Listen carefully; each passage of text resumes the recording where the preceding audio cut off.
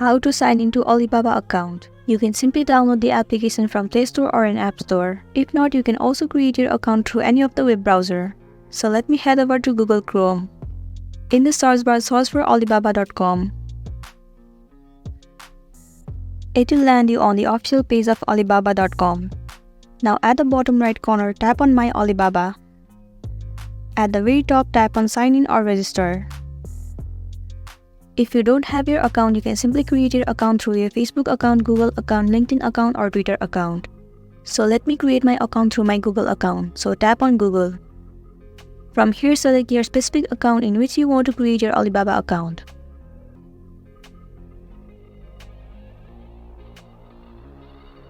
There you go, your Alibaba account has been created successfully. So that's it, and this was a tutorial video on how to sign into your Alibaba account.